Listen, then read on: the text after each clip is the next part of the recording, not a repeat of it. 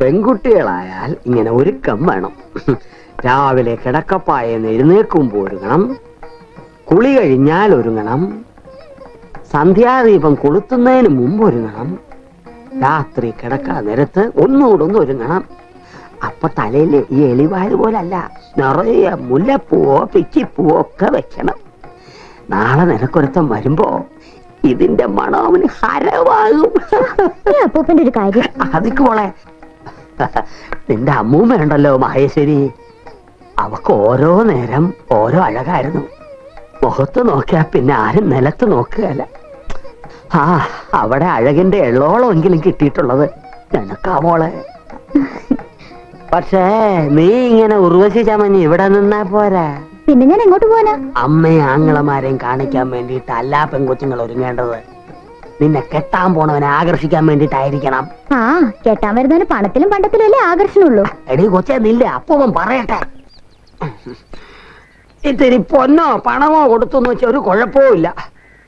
പൊന്ന് പെണ്ണിന് അഴക് കൂട്ടത്തേ ഉള്ളൂ. നിനക്ക് 2 സഹോദരന്മാരുണ്ടല്ലോ, നകുലനും സഹദേവനും. നിനക്ക് വേണ്ടി അവരെന്തോ ചെയ്തു? അത് അവരല്ലേ ഓർക്കേണ്ടത്. അവർ ഓർത്തില്ലേ, നീ ഓർമ്മിപ്പിക്കണം. ചില തറവാടുകൾ കണ്ടിട്ടില്ലയോ, മൂക്കി പല്ലും കിളിച്ച് അപ്പച്ചിന്നും കുഞ്ഞമ്മയെന്നും ഒക്കെ പറഞ്ഞ് ഓരോ മുതുക്കികള് കെട്ടാച്ചരക്കായിട്ടിരിക്കുന്നേ. അതുപോലെ നീ ഇരുന്നു പോകുവേ. നിന്റെ തള്ളയ്ക്കും നിന്റെ കാര്യത്തിൽ ആദ്യം തോന്നാൻ വഴിയില്ല. എന്റെ മോനെ കണ്ണും കലാശവും കാണിച്ച് അവന്റെ തോളിൽ തൂങ്ങി ഇറങ്ങി പോന്നവളല്ലേ അവള്. അല്ലെങ്കിൽ മൂക്കി പല്ലും കിളിച്ച് അവളും അവിടെ വീട്ടിയിരുന്നേനെ. പിന്നെ എന്റെ മനസ്സിന്റെ ഒരു നന്മ കൊണ്ട് രണ്ടിനെയും 2 കൈയും നീട്ടി സ്വീകരിച്ച് ഇവിടെ കുടിയിരുത്തി. ഇതൊന്നും അമ്മ ഞങ്ങളോട് പറഞ്ഞിട്ടില്ലല്ലോ. പറയല, കൊമ്പനാനുള്ള തറവാട്ടിലിരുന്നല്ലേ അവിടെ ഭാവം. നിന്റെ കാര്യത്തിൽ അവരാരും മനസ്സ് വെക്കുന്നില്ലേ. നീ ഒരുത്തനെ വളച്ചു പിടിച്ച് ഇറങ്ങി ഇങ്ങ് പോ, നിന്റെ തള്ളയെ പോലെ. തുറന്ന് പറ കൊച്ചേ, നിന്റെ മനസ്സിൽ അങ്ങനെ വല്ലവരും ഉണ്ടോ? ഈ അപ്പൂപ്പൻ എന്റെ മനസ്സിലെങ്ങും ആരുമില്ല. ഇല്ലേ, കണ്ടുപിടിക്കണം. പക്ഷേ നിന്റെ അച്ഛനെ പോലെ സ്നേഹമുള്ളവനായിരിക്കണം. കാണാൻ വർക്കത്ത് വേണം. അല്ലാതെ ഈ അപ്പൂപ്പൻ പറഞ്ഞെന്ന് വെച്ച് കണ്ട അണ്ടന്റെ അടകോടന്റെ കൂടെ ഇറങ്ങി പോയാലുണ്ടല്ലോ, അന്നപ്പോ കാന്താരി മുള ഉടച്ച് കണ്ണിത്തേക്കും പറഞ്ഞേക്കാം. അപ്പൂപ്പൻ പറഞ്ഞ യോഗ്യതയുള്ള ഒരാള് വരികയാണെങ്കിൽ എന്റെ കൂടെ നിൽക്കോ? നിൽക്കും, കാല് കഴിക്കുന്നവരെ നിൽക്കും. ഞാൻ അടുക്കളയിലോട്ട് ചെല്ലട്ടെ. വായിക്ക് രുചിയായിട്ടുണ്ടാ കാലം മറന്നു. അപ്പൂപ്പൻ ഊണിന് എന്ത് കറിയാ വേണ്ടത്? ഈ ചോദ്യം നിന്റെ വായിന്ന് കേൾക്കാൻ അപ്പൂപ്പൻ എത്ര നാളായിട്ട് കൊതിക്കുന്നെന്ന് അറിയാവോ? അപ്പൂപ്പൻ ഇഷ്ടമുള്ളതൊക്കെ മോൾ ഉണ്ടാക്കി തരുവോ? തരാം, പറഞ്ഞോളൂ. ഉറപ്പാണോ? ഉറപ്പ്. എന്റെ ശ്രീപത്മനാഭ, ഇനി എന്റെ വെടി തീർന്നാലും വേണ്ടൂല്ല.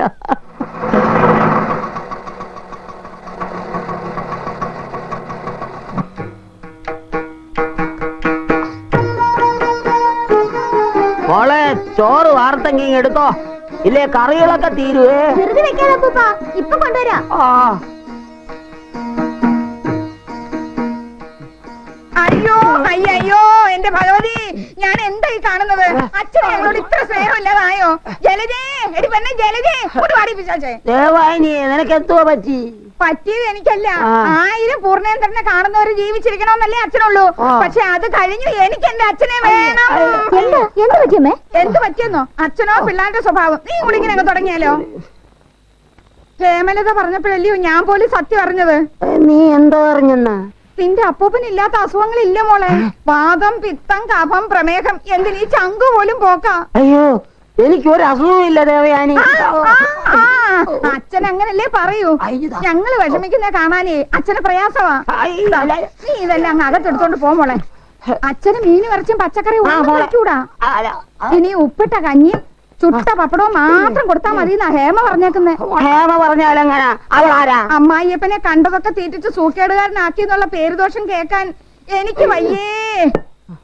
അച്ഛന്റെ ജീവനെ ഇങ്ങോട്ട് നോക്ക്, ഞങ്ങൾക്ക് വലുതാ. ആഹാരമല്ല, സ്നേഹമാണ് വലുത് ദേവയാനി. കഞ്ഞിക്ക് ഉപ്പും വേണമെന്നില്ല.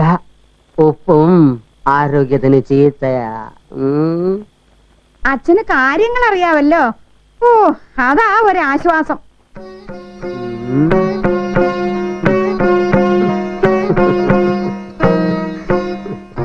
ഒരു മാസത്തേക്ക് മേടിച്ച സാധനങ്ങൾ മുഴുവനും ഒരു നേരം കൊണ്ട് കളവനെ തീറ്റിക്കാന്ന് പറഞ്ഞ നീ ഒരു കൊച്ചി രാജാവിന്റെ കൊച്ചുമോളോ?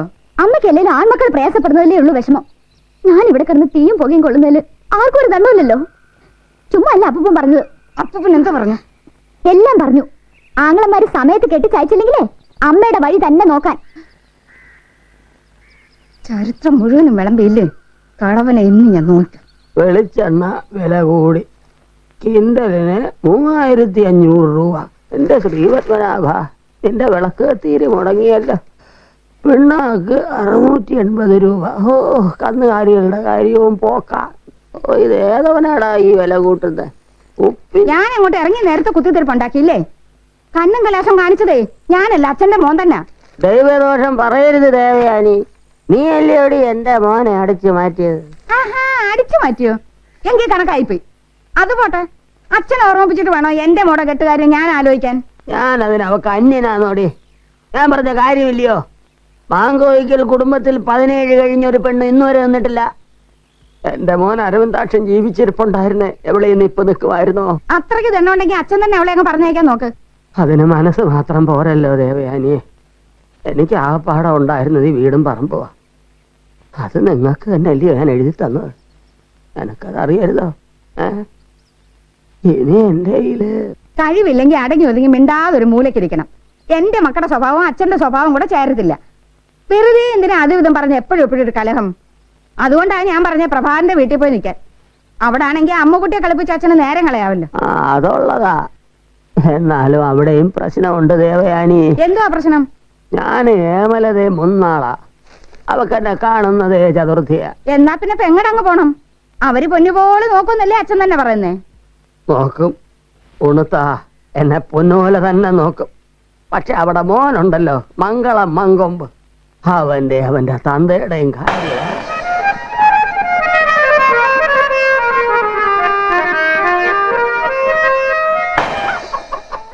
അന്ധകാരം, അമാവാസിയിലെ അന്ധകാരം, കരിക്കട്ട പോലെ കട്ട പിടിച്ച കൂരിരുട്ട്, മധുര 17കാരിയുടെ ജലദോഷം പോലെ ചന്നം ഭിന്നം പെയ്തുകൊണ്ടിരുന്ന ചാറ്റൽ മഴ, ഉട്ടോപ്പിയയിലെ ഒരു ഊടുവഴി, അകലെ വളവിൽ ഒരു പൊട്ടുപോലെ മോട്ടോർ ബൈക്കിന്റെ വെളിച്ചം പ്രത്യക്ഷമായി. ഏകാന്തതയുടെ അപാര തീരം പോലെ നഗരം വിജനമായിരുന്നു. അന്തിക്കുർബാന കഴിഞ്ഞ ആളുകൾ തെരുവിന്റെ ഓരം പറ്റി മെല്ലെ മെല്ലെ തിങ്ങി ഞെരുങ്ങി ഉരുമ്മി നീങ്ങിക്കൊണ്ടേയിരുന്നു. വിജനമെന്ന് പറഞ്ഞാൽ ജനമില്ലെന്നാണ് അർത്ഥം.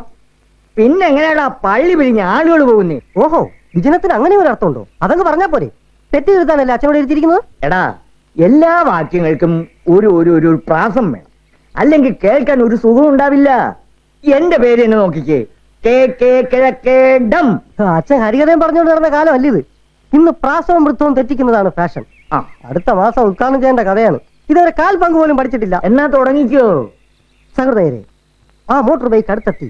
ആ ബൈക്ക് ഓടിച്ചിരുന്നത് ഒരു സാധാരണ പൗരനല്ലായിരുന്നു, ഒരു പോലീസുകാരനല്ലായിരുന്നു, ഒരു കള്ളക്കടത്തുകാരനോ കൊള്ളക്കാരനോ ആയിരുന്നില്ല. പിന്നെ ആടാ നിന്റെ തന്തയാ? അതാണല്ലോ വടി പോലെ ഇവിടെ ഇരിക്കുന്നത്. അഭിപ്രായം പറഞ്ഞാൽ മതി, കഥയിൽ ചോദ്യം വേണ്ട. പ്രേക്ഷകരെ, ആ ബൈക്കിൽ സഞ്ചരിച്ചിരുന്ന ചെറുപ്പക്കാരൻ പിന്നെ ആരായിരുന്നു? അയാളാണ് നമ്മുടെ കഥാനായകൻ മുക്കാല. അയ്യോ അയ്യോ ഭഗവതി, അയ്യോ എന്റെ മോളെ നിനക്ക് എന്ത് പറ്റിരി? അയ്യോ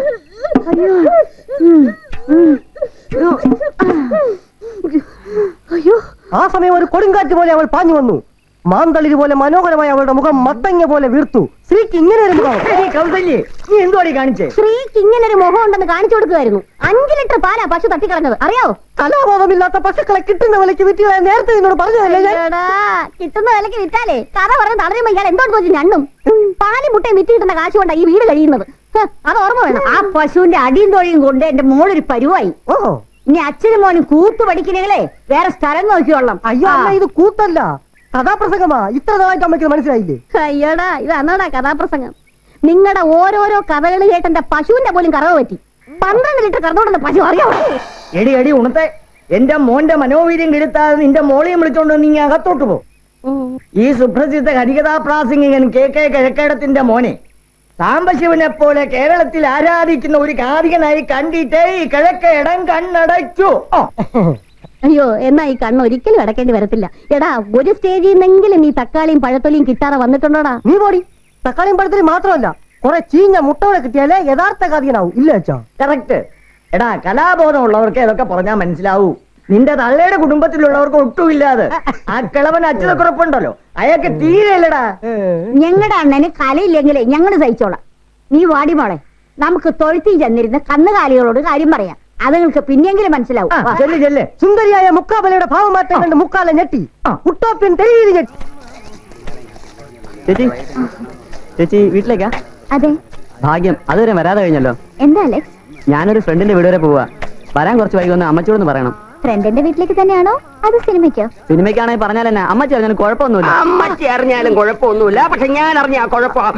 ഊട് വഴിയിലാന്നോടെ ഈ ശൃംഗാരം. അപ്പൊ എന്തായി കാണിക്കുന്നേ? മിണ്ടരുത്, നീ മിണ്ടരുത്.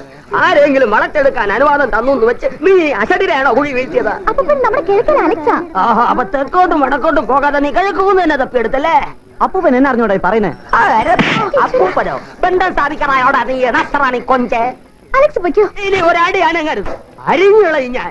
നീ കാണിച്ച പോക്കൃത്തരത്തിന് 101 ഏത്ത പിടിക്കാതെ നിന്നെ ഇവിടുന്ന് വിടുന്ന പ്രശ്നമില്ല. അപ്പൂപ്പ, പിള്ളേരല്ലേ? ഓടോ കലയപ്പൂപ്പ, പിള്ളേരല്ലേ? മൊട്ടയെന്ന് വിരിഞ്ഞില്ല. അതിനു മുമ്പേ തറവാട്ടി പറഞ്ഞ പെമ്പിള്ളേരെ വഴി പിടിച്ച് നിർത്തി ശൃംഗരിക്കുന്നോ? എവിടെ മാങ്കു വൈകലേതാ? ചോദിക്കാനും പറയാനും ആളുണ്ട്. അപ്പൂപ്പ വിചാരിക്കുന്ന പോലെ. നീ മിണ്ടരുത്, നീ മിണ്ടരുത്. അപ്പൂപ്പൻ വിചാരിക്കുന്ന എല്ലാം ശരിയാ. അല്ല അപ്പൂപ്പ, നിന്നോടല്ലേ പറഞ്ഞത് മിണ്ടരുതെന്ന്? നാക്ക് വായലിട്ടിട്ട് വീട്ടിൽ പോടി, വീട്ടിൽ പോടി, എടി വീട്ടിൽ പോകാൻ. പ്രായമായവര് പറയുന്ന കേക്ക് വെച്ച് താപോ. എന്നാലും സഹദേവൻ സാറിന്റെ പെങ്ങൾ ഇത്ര കാര്യമാണ് ഞാൻ വിചാരിച്ചു. ഞാനും എടി വീട്ടിൽ പോകാൻ. അല്ല, ഇനി ഇതങ്ങോട്ട് ഉറയിലിട്ടൂടെ? ഇട്ടില്ലയോടോ?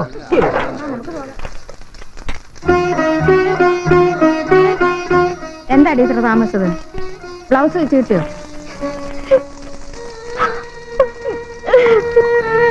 എന്താ എന്ത് പറ്റിയടി? എന്ന് ചിണുങ്ങാതെ കാര്യം പറയാൻ. എടി ദേവയാനിയേ, ഒന്നിങ്ങോട്ട് അടി വന്നേ. എന്താ ആലീസേ? ആ, എന്ത് പറ്റി?